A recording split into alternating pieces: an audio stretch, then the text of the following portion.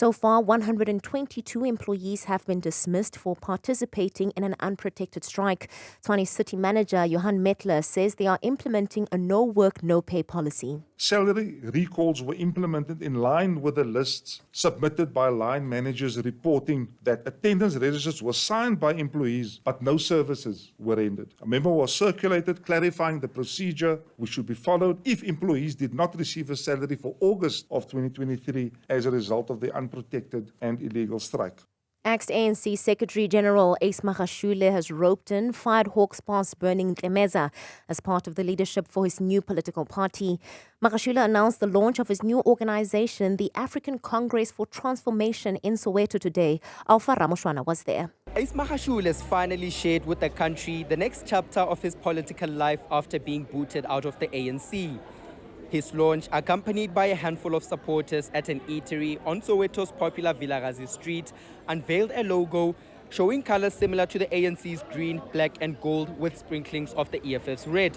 Magashule says his party will be an alternative to the governing ANC. This new party is going to work with all progressive structures, and in October we will go to a conference. Magashule has also dismissed claims that he had plans to join the EFF following his expulsion from the ANC. Alpha Ramoshwana, Eyewitness News. And the bail hearing of disgraced Dr. Nandi Magudumana has been postponed to next week. Magudumana's defense was unable to wrap up their closing arguments on the second day of her bail hearing in the Bloemfontein Magistrate Court today. On the weather front, a fine Thursday in store for Gauteng tomorrow. Joburg dropping to an overnight low of 6 degrees, peaking at 23. Pretoria 8 and 24, Vereeniging 5 and 23. Lerato Huffela, Eyewitness News. Eyewitness News on 947. For more, click ewn.co.za.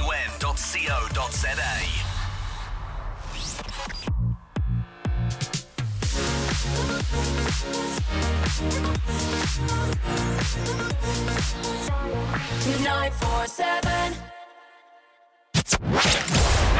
#MSW. You may begin to feel anxious or excited. Honest, deliberate, engaging, uncensored. High dosage administration can cause adverse reactions. And most importantly, independent in mind and execution. This is a normal response. Are you ready? Marawa Sports Worldwide. The Bulls Daisies have done enough. They've done what they needed to do this season. They've worked hard. They've been the team that has changed the face of women's rugby in South Africa, the union-wise. The kind of singing from the heart that was out there. Yeah, I want to know who's the leader, who's the singer.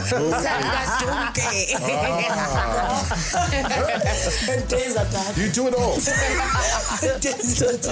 You do it all. I think this year was very special, firstly, just to appreciate the work that has been done by the Bulls company, of course, behind the scenes. This year was very special. Yeah. It was very special. It still is. Just looking forward to the next years. No, let's not go there. I think let's celebrate all the years. Yeah. So I can't be saying, I won 19J. Okay. Am I right, Madam God? I love fashion and I love makeup. I can't say only because I play rugby and I can look pretty. So please. Do you think there's a perception that as ladies who play rugby, there should be a certain look? You must be yourself. I'm myself. I love to look pretty. And I love to play rugby. Wow. Robert Marawa, live on 947. Vuma FM, Rise FM, and Sowetan Live. #MSW. Wednesday nights, soccer nights, your nights. We start with the goalkeepers, Roman Williams, Veli Motva and Ricardo Goss. Defenders, Sidney Moby, Tabiso Moniane, Grant Kekana and Consinati Sibisi, Audrey Modiba, Sianda Kul, Motiba and Vala, and Innocent Mayela. The midfielders, Luc Leroux, Teboho Mokoena, Grant Margeman and Batusi Obas. And strikers, Mihlali Mayambela, Temba Zwane, Kobamelo Kodisang, Percy Tau, Zakele Lepasa, Lyle Foster, Lebo Motiba and Monapoulos. Pule Saleng, those are the names that Bafana Bafana head coach Hugo Broos has named in his final 23-man squad for the international friendly games against Namibia as well as the DR Congo. Bafana will tackle Namibia on Saturday, September 9th at 1500 hours, and 3 days later they're going to be taking on the DR Congo on Tuesday, the 12th of September. That game's going to be at 5 o'clock, and both of those games will be held at the Orlando Stadium in Soweto. Not sure how much they're going to do about that pitch, man. Saw that pitch last night. Oof. So they're going to have 2 friendly games at international level. I hope something is done.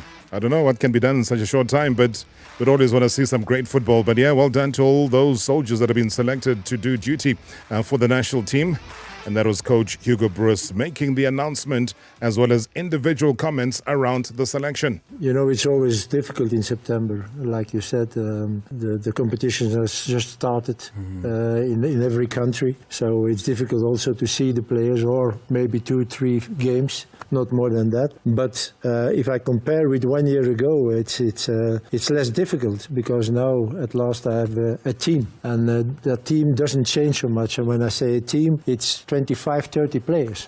They're always the same, except there is someone who's really doing very well in competition that deserves to be with Bafana Bafana.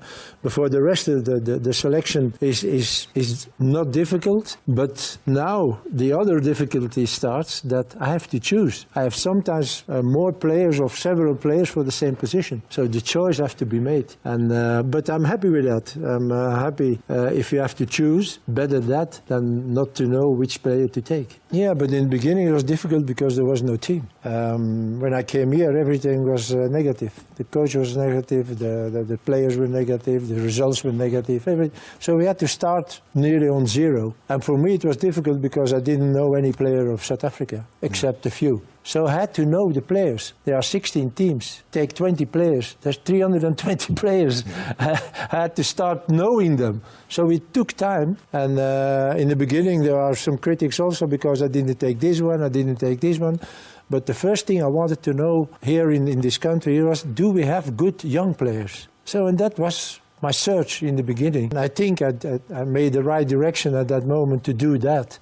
And then little by little to put the more experienced players with, so that now we have a team of a good mix of good young players and experienced older players. It's one of the reasons, I guess, that I've always had an appreciation for Coach Hugo Broos. I might not have met the man personally as yet since he's taken over the Bafana Bafana role, but one thing I've always loved is his honesty. Whether you think he is being brash, whether you think he's being arrogant, but one of the things that I've always appreciated is his honesty. And even then, he says, in the beginning, you know, the coach was negative, the players were negative.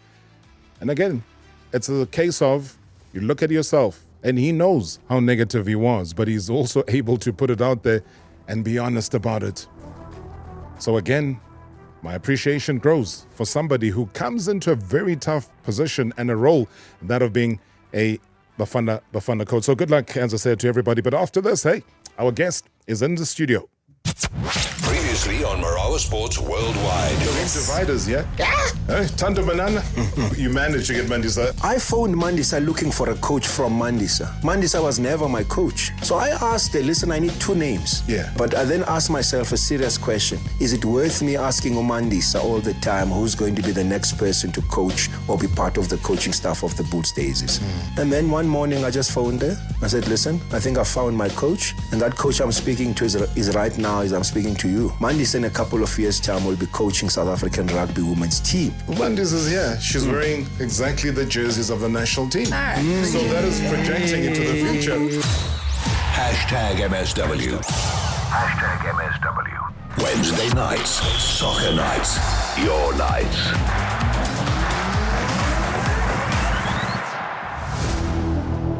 Quick score update. I can tell you that Polokwane City were playing at home, playing against the defending league champions Mamelodi Sundowns. Sundowns are now 2 goals up. Earlier on in that first half, we saw Costa scoring and converting a penalty, and just a short while ago, Costa again scoring a second for Sundowns on the 50-minute mark. We'll keep you up to date with that score. that game right throughout the entire show. So if anything happens, be sure that if you're driving, do not panic. We'll tell you what's happening. I mean, what a month it's been. Hey, August. My goodness, absolute thriller of a month for women by women. We also saw Banyana Banyana's heroic performances at the FIFA Women's World Cup in Australia and New Zealand. It was all there for us to see and delight about. But I'll tell you what, there were a couple of women at Safa putting in the work away from the cameras, away from the spotlight, to see to it that our women football grows significantly. Now, one of them is none other than Safa's head of women football. My word, I mean, I looked at her CV earlier this week. Almost reads like a movie script. A FIFA Master in the Management, Law and Humanities of Sport. A Masters with a focus on Ecotoxicology.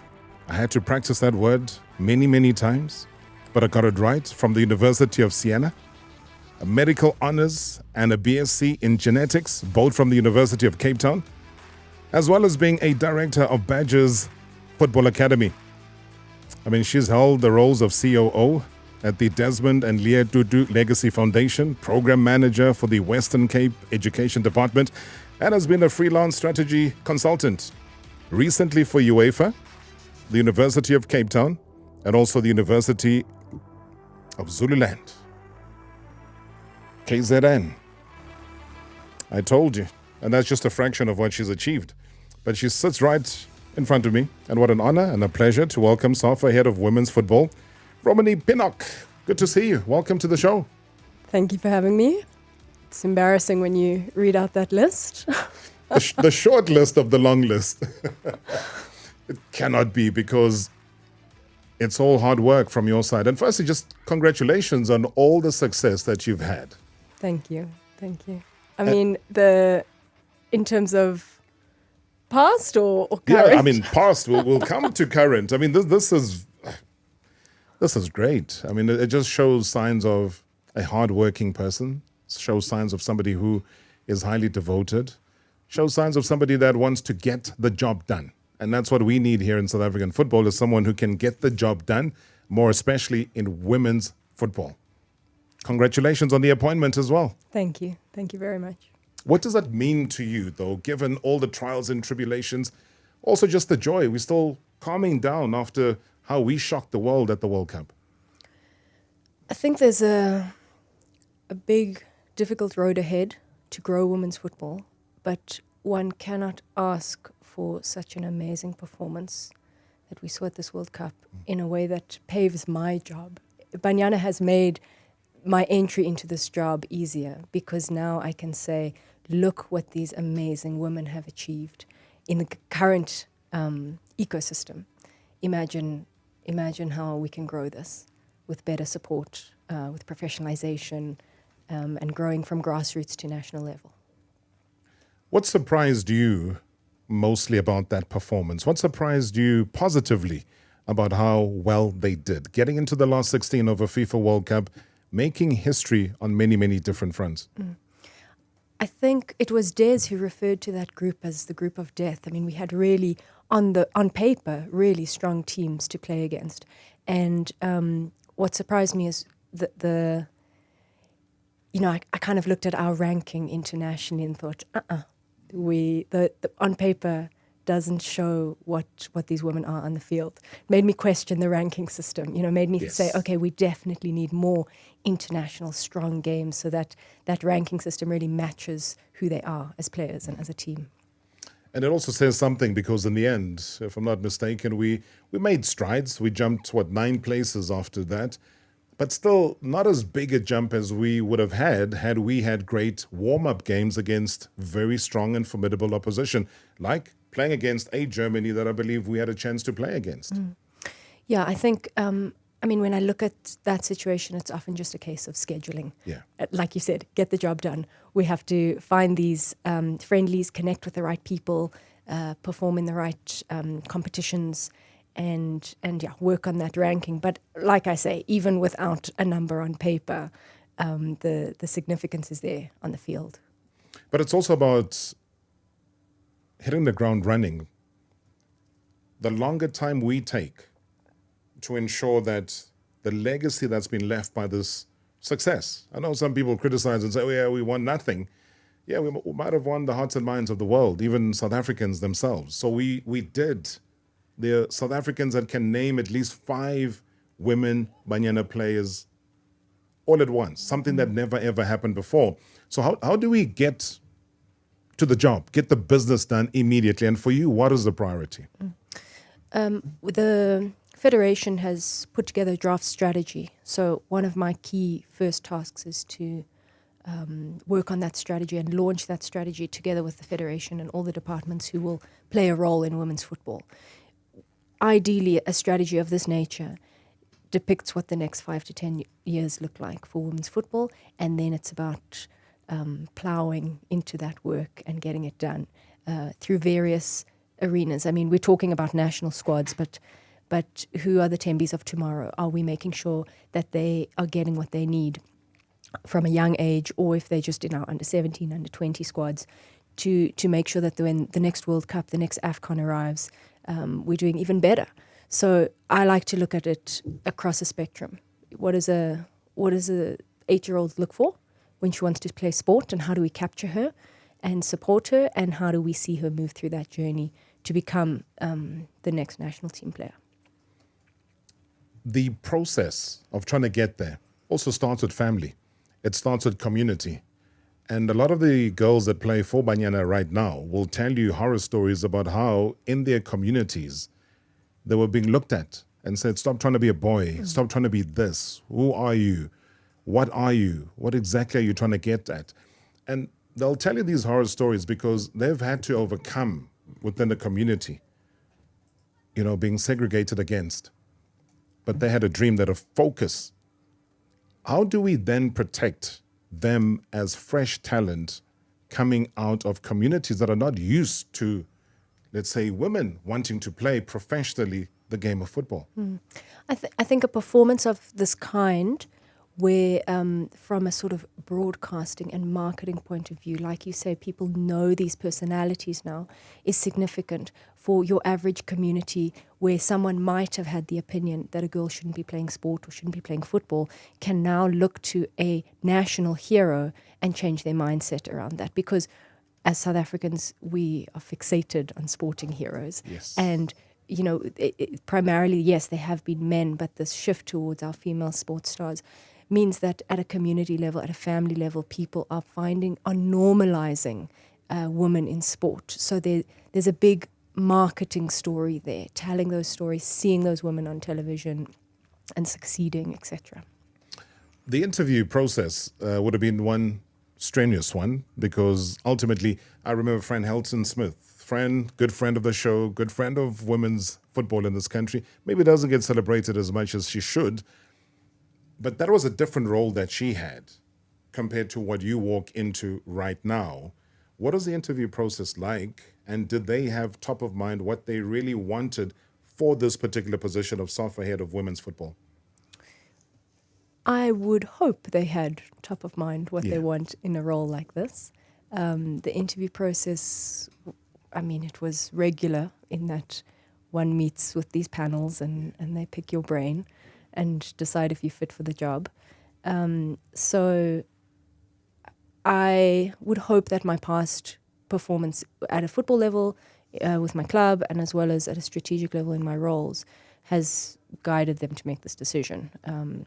And now I've got to prove them right. Just to briefly touch on Fran and her legacy, I think a lot of where we are now as a country with regards to football would not be possible without the hard work she's done. Those are big boots to step into. I always say, if you don't get recognized at home, FIFA will do exactly that. And I'm glad she went through to Australia and New Zealand, courtesy of FIFA, to be recognized in that way for all the major work that she's done. We'll continue our conversation, be a part of it. You can send us through your WhatsApp voice notes. You can call directly into studio. It's an important one, and one where now we have a face to it, somebody who can be answerable to the desires of women moving forward as far as football is concerned. Marawa Sports Worldwide Live. In 3, 2, 1. On 947, Vuma FM, Rise FM, and Soweto Live. #MSW. Melrose Arch is set to dazzle from the 1st to the 3rd of September with the Handmade Contemporary Fair and Melrose Arch All-White Spring, a tapestry of events and experiences designed to celebrate the season in style. At the heart of the weekend's offerings is the Handmade Contemporary Fair, Africa's premier artisanal luxury fair. Witness over 100 artisans from across Africa presenting fashion, accessories, homeware, furniture and foods. Tickets are available at www.webtickets.co.za. But the All-White Spring Weekend offers more than just artisanal marvels. Art lovers will be enthralled by the diverse collection at the Sculpt X exhibition, South Africa's leading sculpture showcase, Sculpt X, for the whole month. Amidst this celebration, indulge in delectable dishes from our restaurants on the Square, High Street and Piazza. And for the car enthusiasts, the annual Daytona Supercar Sunday event is bound to accelerate your heartbeat. Experience the grandeur of the world's most luxurious supercars, all gathered in one magnificent display on Whiteley Road on the 3rd of September. Melrose Arch invites you to be part of this lavish all-white spring weekend. And be sure to dress in your best white outfit. Visit www.melrosearch.co.za for details. Lotto Star's new lotteries from around the world will take you on a global experience. You could become a multi-millionaire with a bet on Africa Millions, UK Lottery Plus, Set Forever, Rapid Super Enna, Gold Rush Millions, and so many more. Bet now, and you could win payouts of up to 155 million rand instantly. Lotto Star, your world of live games. Lotto Stars, licensed by the Mpumalanga Economic Regulator. No under 18s. National Responsible Gambling Program. 0800 006 008. T's and C's apply. All games are fixed odds betting events. Don't you wish your phone was fun like you? The new Galaxy Z Flip 5, fit for self-expression, fits in your pocket. Take your best selfies, hands down and hands-free. Buy now and we'll double your storage from 256 gigs to 512 gigs at no extra cost. The new Galaxy Z Flip 5. Join the flip side. T's and C's apply. The Great South African Sale is coming and it's bigger than ever before. Your holiday plans are never going to be the same. Get a taste of Mzansi's wildlife with an adventure in the bush. Feel the ocean waves run across your feet as you relax by the coast. Or take a walk in nature as you reach the peak of Mzansi's mountainous landscapes. Get up to 50% off all travel deals when you book between 4 and 10 September. Visit shortleft.co.za. Book now and travel later. After all, it's your country. Enjoy it. Because nothing's more fun than a short left. #TravelWise Mzansi. T's and C's apply. Previously on Marawa Sports Worldwide. The Bulls Daisies have done enough. Lusanda in the house. Anybody else would have said, yeah, bring the car. I'm good. But that decision to say, you know what, guys, thank you. I've won, but can you please make a plan for a house? Because what's the point of me busy driving the car upside down while my family is in a shack? And it happened, though, because I believe that the Human Settlements in the Eastern Cape decided they'll put on the table 165,000. Yes, and cheaper. Cheaper, Cheaper. for 350,000. But you can still keep a car. So sad, I haven't got the car. Okay, if you're struggling to get the car, please let us know. Yes, yes. Yeah, that's all I'm saying. It's not on. More than a year, actually. #MSW. #MSW. Wednesday nights, soccer nights, your nights.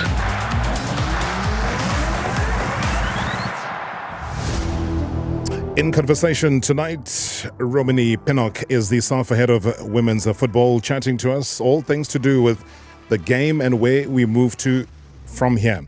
And I deliberately talked about the CV. I was heading somewhere. And I'm going to bring in a few aspects of it. You know, the Medical Honours, BSc in genetics. And I wanted to bring that in terms of explaining why it takes our players so long to develop, why it takes them so much in terms of the struggle to compete physically on the global stage. Is there an explanation to that we can lay on the table now? it's not going to be a genetic one. Yeah. I would say that touches on the ball, starting at an early age, these are things that are access problems for girls in South Africa. If the football gets given to the boy, generally in the family, and girls are not provided, whether it's a football or some sort of access to sport, we're already preventing them from reaching their full potential in terms of development.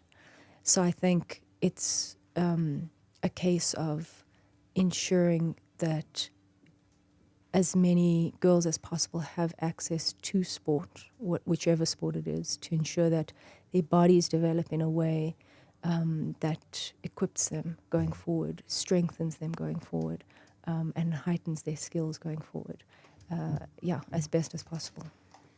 So nothing genetically, because sometimes even in the men's game, there was a stage where we would always be looked at, let's say, with the stronger African nations, as South Africans producing little tiny guys who are not able to develop physically. But that was also proven wrong when you looked at the likes of Barcelona, whose main engineer and the engine within midfield was guys of a similar stature. That plays what role? Because there still is that confusion to say, no, South Africans, tiny, can't compete in the world physically.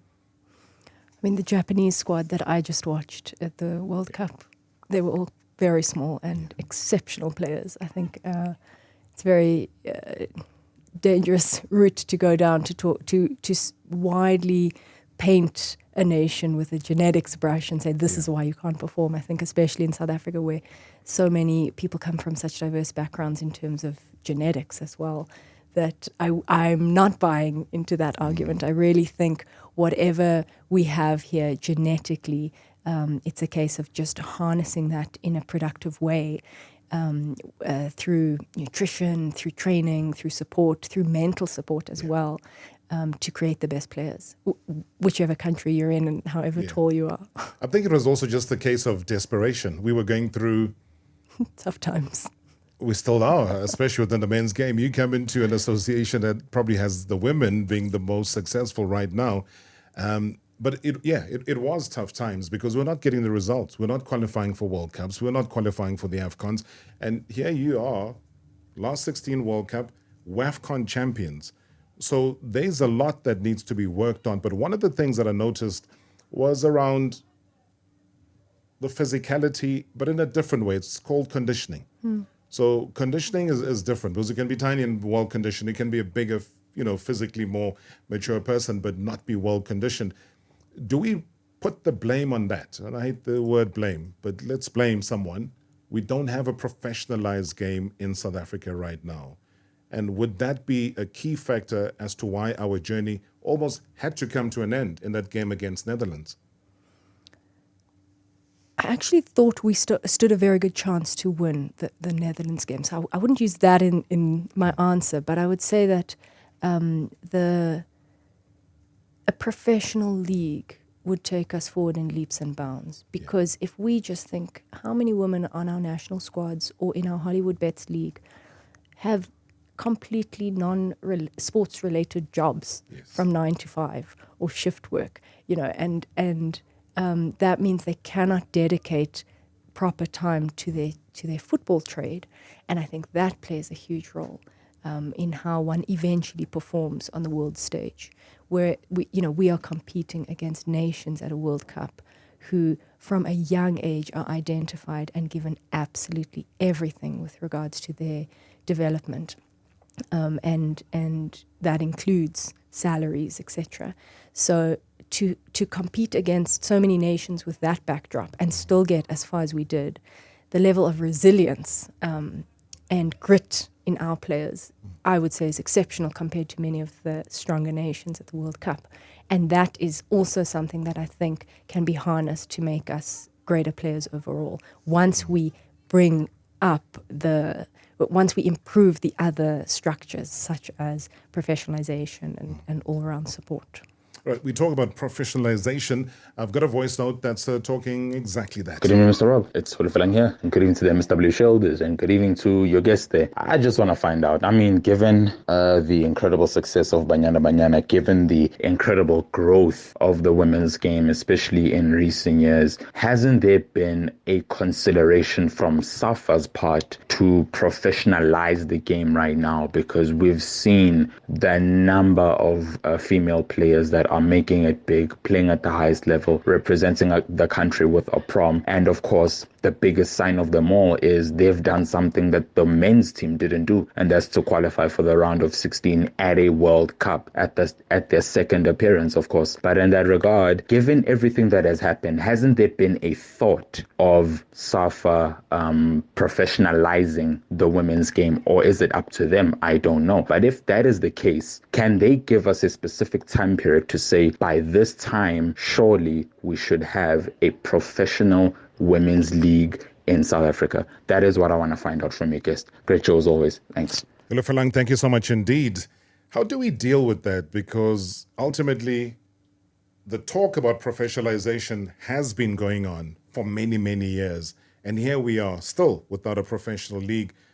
How do we make sure then that it's not just talk, and we start to see it? I think once we put our strategy out there, it is very important that we put dates to it and we get held accountable as a federation for meeting those commitments. So I'm putting my neck on the block here. It's a good thing. And, even if we start, to answer the first part of his question, yes, it's been spoken of, and yes, that now falls into a lot of my role. How do we professionalize the league? And even if we start with stipends that make sport as a profession a livable wage of some kind, or a starting stipend, it's a first step. And I don't think that is too far off. I would love to see a 2024 Hollywood Bet season where we set a minimum salary for a player, but we help the clubs to raise the funds to get there. It's one thing to just say, pay your players this amount, but a lot of clubs are really struggling in terms of capacity of how one fundraises, how one gets sponsorship. And I would love to walk away from this year knowing that we have earmarked 16 corporates who come on board and say, each of them will take one of these Hollywood Bet teams, for example, and pay salaries or get involved in capacitating these clubs. And I think the investment in women's football, we have seen that it is successful. We've seen other models across the world. It's a matter of time here. We're on an upward curve. They have to get involved. Men's football is a difficult investment at the moment. Come to the women's game. We can do this better. We're starting essentially on a clean slate. We have a lot of learnings from abroad and from the men's game locally, and I think we can do this right. And again, it's a bit of, yes, we want sponsorship to come on board, but we also need to think about the marketing and the broadcasting, because are those sponsors going to be there if their names are not seen on screens? And we've got to find that balance. But I think it's achievable, and I really hope it's achievable in the short term. And pick my brain in a few months once I've set a date, and then you can hold me accountable. We certainly will, and I think that's our major role again here, is to hold those in power, those in authority accountable. And maybe some of those corporates are out there, someone driving in their car, listening to this conversation, was up early in the morning, several mornings during the FIFA Women's World Cup, and saying, I want to watch Banyana. But then what do you do when you come back on the home front? Maybe there's an opportunity. And if there is live television broadcasting, you have an opportunity again to showcase your products, have it on the front of the jersey or sleeve sponsor, whatever it is that you go for, but it will be there. What about clubs, though? Because we got 16 teams in the professional league, but it doesn't equate to 16 men's teams in the Premier Soccer League that have a women's team. I can count Sundowns. They've been African champions. I can count TS Galaxy. I can count recently Royal AM with their purchase of the Bloemfontein Celtic franchise. So they're trying, they're heading in that direction, but out of 16, you're still underachieving. Or does it not have to go in that way where 16 clubs need to have 16 women's teams? Are you asking if the 16 PSL clubs should have them? Yeah.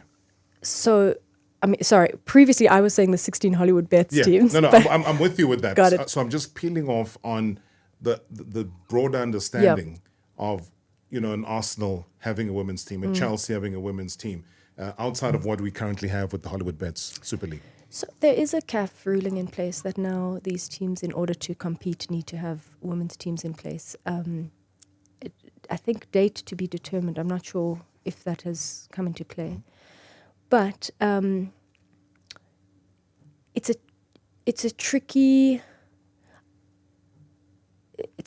question, because I would love to force them all to have women's teams, or at least to adopt women's teams, and to start thinking about the women's game. I think it's important.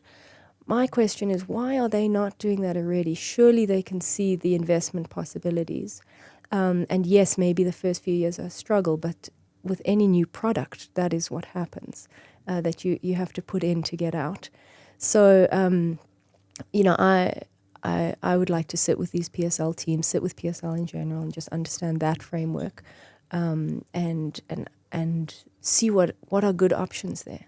The more women playing football, the happier I am, the more successful we are as a federation. So whether it's at a PSL level or within our 4 divisions that we have, from Hollywood Bets all the way down to grassroots, we have to move, and like you said earlier, we have to ride this wave of success that we've seen at a national level. What about the standards, though, of the Hollywood Bet Super League? How would you describe it? The player standards? Yeah. I think the competitive games that we're seeing on those fields are continuously improving, especially as more of these players get international experience. So we cannot deny that they are exciting games to watch. I don't think enough people are watching them. I don't think enough people even know where to watch them. And obviously not all of them are broadcast. So, that's a really big first step, is let's get those games out there and tell those stories and share the stories of players and of clubs with the country, because that's also exciting. We don't always watch a team just because of the actual game that is in play in the moment. We also watch it for the stories of those players, the history of that club. We need to start following these women's teams like we do the men's ones. And I think that was the purpose of the question around the PSL, was many moons ago, they used to have something quite successful. It was the Chappies Little League, but that was for the, little boys. Steve Lekaleas of the world came through that system. And before a derby, so you would have, let's say, the under-12s playing a curtain raiser before the afternoon where the main event takes place. So imagine on Soweto Derby Day, there's a women's Chiefs and Pirates that happens. Wouldn't that be a start of something that can maybe ignite into something bigger? I love that idea. Yeah. We often have to convince groundskeepers that grass can be used 2 games in Twice. a row. Yeah. But yes, I think that is such a great way to capture an already existing audience and to create a vibe and a feeling at a stadium that is dedicated to a women's game. So we've got to work on those groundskeepers. Yeah, I know it's very strict these days, but still, I think these groundsmen that are there, they're ready to come and pick up the pieces. I mean, I was complaining about the state of the Orlando Stadium ahead of that. You risk a lot of things. And the reason, again, that I asked about the standard within the Hollywood Bets Super League of the playing side of things, we also see some of the ladies who go, they ply their trade overseas, and within a short space of time, maybe they've made a wrong decision, gone to the wrong country, then they come back again into the structures instead of growing within the European, football sphere. What do you think causes that, and how can we keep them away? I know it's a hard thing to say, but it's best to get your experience in Europe and come back and play for your national team. As a continent, I think we've really suffered with young players being tricked into opportunities abroad that are not there. And I think the way to guard against that is by making sure that agents and clubs and managers on this side really know their players and are putting their neck out to protect them with the deals they sign and really checking where they get to. The problem is rife across the continent. Especially in West Africa, actually, with young boys. And I would venture to say it's slightly out of control, and the level of abuse and trickery, let's say, is devastating for families and players alike. So I think Hugo just said previously he knows his players now. I think there's really a case to be made for knowing your players on a personal level and seeing where they will flourish and getting them to that point, probably as an agent, but as clubs you can help and you can guide in that regard. We'll talk about exactly that after the break, because scamming has been rife, especially within the women's game, more so again within the men's game. But as we focus on how to drive the women's game forward, we have the newly appointed Safa head of women's football. That's Romaney Pinnock, who is my guest here tonight. We'll take your questions and voice notes. Marawa Sports Worldwide Live. In 3, 2, 1. On 947, Vuma FM, Rise FM, and Soweto Live. #MSW. It's your last chance to win with Checkers and SA's biggest solar giveaway. Stand to win one of 120 home solar systems when you buy any participating products and swipe your extra savings card. Plus, save on Clover Crush 100% fruit juice blend, 1.5 litres for $34.99 each. Liquid Fruit 100% fruit juice blend, 2 litre, any 2 for R79. And Sanex shower gel, buy any 2 and get a third free. Valid until this Sunday only on 6060 and in all Checkers stores. Oh, my sister. Sister, girl. 7 a.m. traffic. Now a taxi driver is hot on your tail. Beep, beep, beep, beep, beep. Then he passes in the emergency lane and he pulls a finger to you. Sibi, Iman. Now Mr. Finger is pulled over by traffic police. Come on. And as you drive past, you say it. Yeah? You deserve it, you mummish. Justice. It's a small pleasure, like getting a King value meal. No fingers. From a very small $39.90. Only at Burger King. With a deal this incredible, most car brands would be shouting it from the rooftops. But Mazda is a Japanese company founded on the principles of harmony and balance, admired for perfecting the refined excellence of its cars for over 100 years. So although the Mazda CX-3 and CX-5 are now available from only 370 and 470,000 Rand respectively, shouting about it would be, well, a little unnecessary. Contact your nearest Mazda dealer today. Mazda, made with soul. T's and C's apply. Hollywood Bets is giving you an opportunity to win one of 5 luxury trips to Bali. Bet 10 Rand or more on JetX for a chance to win an incredible trip or a share of 150,000 Rand. Hollywood Bets. Why fly when you can jet off? T's and C's apply. Hollywood Sportsbook is a licensed betting operator. Hollywood Bet supports responsible gambling. No persons under the age of 18 years are permitted to gamble. Winners know when to stop. South African Responsible Gambling Foundation toll-free counselling line 0800 006 008 or WhatsApp help to 076 675 0710. Have you seen our upgraded currency with enhanced security features? Identifying a genuine banknote is easy. Just look, feel and tilt. Hold the banknote against the light and look for the Big 5 watermark unique to each denomination. Feel the race print on Madiba's portrait and tilt to see the security thread change color. For more, download the SA Reserve Bank Currency app and spend your money with confidence. Our money, our pride. SA Reserve Bank, connecting us.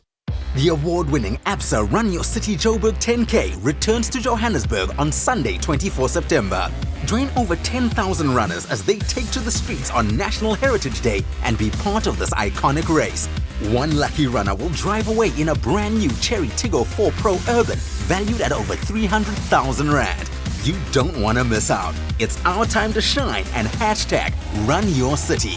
Enter now at runyourcityseries.com. T's and C's apply. Previously on Marawa Sports Worldwide. The Bulls Daisies have done enough. Coach Mandisa Williams, how do you tell these ladies that we are professionalizing the game? We're not saying take this lump sum of money, go to every shopping mall, spend your time there, but know that we are buying your time to focus on a game that is a job. They can tell us more about that because the first 3 months have been hectic because, most of them have been paid for the first time in their lives, besides just getting match fees of 500 rands, or even besides getting the SASA grant. At such a young age. At such a young age. At times, I would grab each and every girl and just remind them of the journey and why we're here. Hashtag MSW. MSW. Wednesday nights, soccer nights, your nights.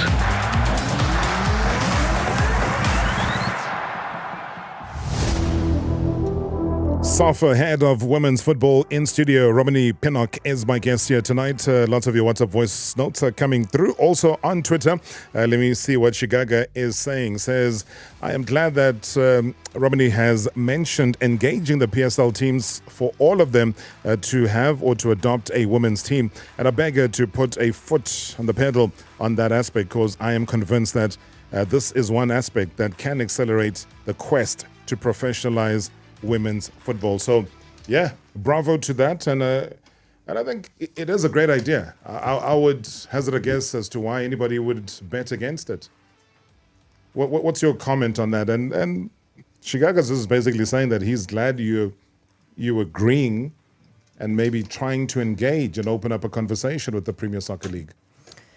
I think there are a lot of people who have done excellent work in the women's football space. And some of them are these PSL teams, if we look at the few that you mentioned before. So my first step is always to understand who's a role player and what have they done so far and what can we learn from them. And I think PSL, in terms of professionalization of the men's game, we can learn a lot from them of what works and what hasn't worked. And I don't think we must shy away from that. And I'm hoping for quite honest conversations with the likes of the PSL teams, where we can really use what we learn from them to guide our way forward. But it's not just PSL teams. I had a discussion the other day with varsity sports. We've got to engage with school sport. All these players are going to have significant opinions about women's football and girls' football, and we need to take them on board so that we build this together with everyone who's involved.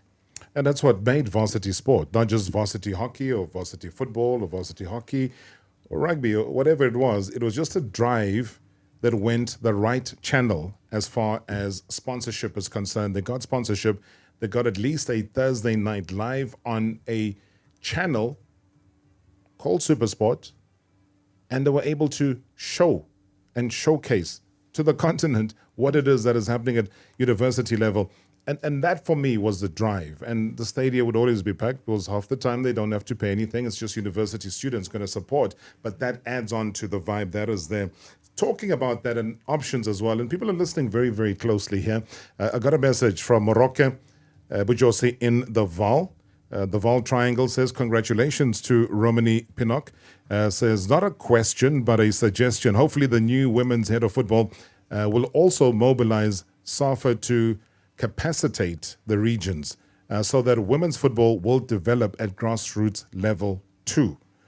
So the issue of the regions, I am sure, is something that has come up time and time again. How do you respond to that? It's an essential part of creating a successful pathway for girls. So we have to work very closely with the regions and the provinces to ensure that we are all aligned in what it means to support a young player along her football journey, and that we are all able to provide that, whether that means capacitation programs or just talking about the safety of a young girl. How do we make sure that in a club she is looked after? And I think I would also, that's definitely my immediate future will be to chat to the role players at a provincial and regional level so that we can get everyone on board. At grassroots, unfortunately, many girls are not playing within structured age groups. So you'll get a very young player playing in under 16s and not getting the actual development she needs at her age. And this is because not enough clubs are fielding girls' teams and not enough LFAs or local football associations are creating girls' leagues for various age groups. So I think that's something we have to change. It's difficult because one has to remember that at a grassroots level, the majority of people are working as volunteers, which means we're asking them to give more of their time. And I think that's going to be an interesting journey to convince your average volunteer that working in women's sport, girls' sport is just as, or maybe even more rewarding, and that perhaps we can start looking at how we can incentivize and assist financially in increasing the number of leagues at a grassroots level. Because back to one of your previous questions, touches on the ball, starting at a young age, the best way to do that is within schools and within local football clubs. Yeah, the schools problem is probably an entire show, because I also equally get frustrated by schools that in 2023 do not recognize football at all. Never mind the women. They don't recognize football even at a boys' stage. So that first touch, the feel, the control, the running of the ball, they don't have a sense of that at all. They go through the entire schooling. I mean, I know you had a late run-in with football at the age 33. And obviously, as them trying to play the game becomes impossible at that age, at least we can lean on you from an admin and a leadership perspective to guide us through your learnership. But those who've been able to go to schools but can't play, that for me, again, remains a big disgrace to this country. Good evening, Mr. Marawa and your guests here. Golislucha from Lusigi. I hope her appointment will be the turning point of the women football in South Africa, because it's so sad to see these girls working tirelessly. They are doubling their efforts in order to put this country in the map, to fly this flag. We saw what they did on the World Cup, and for them to be undermined like what was happening before the World Cup is so sad. So let's hope that things will now change for the better. Absolutely agree with that. What about broadcasting? Evening, Rob, and evening to the MSW shareholders. Rob, I'd just like to ask, in terms of the conversations between Safa as a body, do they have regular conversations with the state broadcaster? Do they have regular conversations with the ICASA? Because there's been talks in the country about the spectrum and also the move that we are having, moving from analog to digital. So, does Safa in totality sit in these conversations? Because I think if Safa sits in such conversations, it will make it easy for them to have a bargaining chip for saying that women's football will be broadcasted, because the move from analog to digital, it should open up a space. Even if it means that currently in the market, maybe the state broadcaster doesn't have the capacity, then what stops other players to also try to move towards getting their licenses? And also because digital should make it easy for everyone to participate and partake. But as Safa in general, do they have those conversations moving towards the future? Because it cannot be that we'll always cry and say that, no, but who's going to broadcast the women's game? Who's going to broadcast the women's game? An important question. Is that one that fits onto your table and your short-term to long-term plans, the broadcasting side? I definitely cannot answer the question. Too fresh in the seat and probably sits within a different department. But what I can say is it is going to be a significant game changer when we can broadcast more games and increase viewership, whether that is on digital or through commentating, etc. I mean, we've just got to get those games out there. Congratulations, Romaney, on your appointment. I think this comes at the right time where there's a need for accelerated execution of programs to advance women's football. Also to answer to the constitutional statement of Safa that there needs to be a maximum participation of both male and female from the early age, but to also a concern looking at the conduct of the Spanish FA president at the recent World Cup, where he inappropriately kissed Jenny Hermoso without consent. How do you then give assurance to parents who are keen to allow their female players to participate in football that they will be going into a safe environment where something of this nature will not happen to them, that they will enjoy a maximum security and protection? Also considering that we've also had similar issues happening in our local football. I just want to hear your views around that. Thank you so much, Tebogo. Tebogo, thank you so much. A very important question, and one that would not come at a better time, eh? I think we could do a whole show on this question.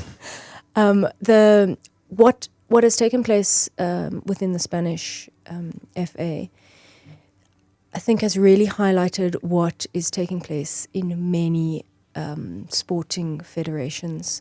It's so unfortunate that there amazing win has been overshadowed by this, but significant that now there is an angry audience getting behind this team and behind Jenny. And just the general, let me just go with the big word, the patriarchy that sits within sport, where it is a really male-dominated space, and especially football, and especially in South Africa. You know, that question of how can you convince a parent that their young girl will be safe in that football club is a terrifying question, because there are so many spaces where we cannot guarantee that. So I think, yes, it comes down to capacitating clubs and sort of going through safeguarding, etc. But it's also finding people within all of these clubs who really take accountability for the safety of young girls. It's a national mind shift that has to take place, because we are a country with the highest levels of gender-based violence. That will permeate everything, including sport. It's a terrifying question of how we approach it, because it's so big. But I really think one has to start small at your local club. Can you be the volunteer who is running safeguarding, or just teaching people about what's right and wrong, what is consent, teaching boys and girls what is consent? You know, going back to schools, do we even teach that in schools anymore? Do we teach our young boys how to be good, and how to respect the boundaries of girls, and vice versa? But I say this from a very gendered view. So it's a very big beast to battle, and especially in this country. And I think just a huge number of people need to get on board with fighting it. Sure. No, you're right. It would take the entire show to talk about that. And I'm well aware of how you've mentioned and said about it that there is a girl problem here in South Africa. Hi, Rob. This is Anu from Rodipot. Rob, I think your guest raised a very important issue when she spoke about broadcasting. I wanted to find out, are there any discussions or any collaborations with PSL so that, if the ladies' professional league formation is done, that they can leverage off, the current, broadcasting rights, so that, the ladies also can get their fair share of revenue coming from their broadcasting rights. Thank you, Andrew from Rodipot. Andrew, thank you so much. Another broadcasting one. We become used, and I understand where Andrew's coming from, to switching on the television. Like I was saying to the guys, don't worry, I'll tell you that Polokwane City trail Sundowns by 2-0. It's there.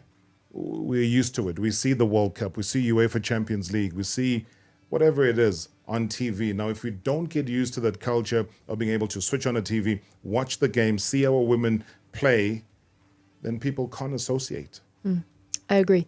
And I think it needs to come from both sides. I will be knocking on broadcasting doors saying, hey, are you coming to the party? And then from their side, they need to come to the party.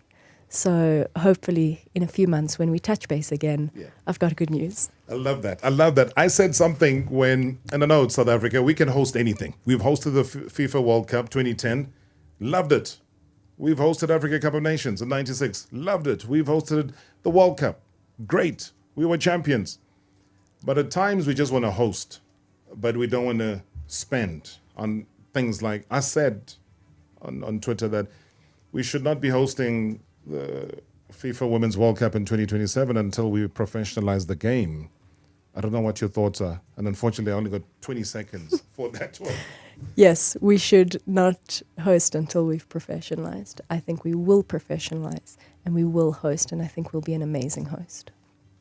I love that, because you've also then just put a timeline indirectly to say before 2027, we will have a professionalized league. And you know what? Sponsors, corporates, you're listening. Here is your time. Here is your moment.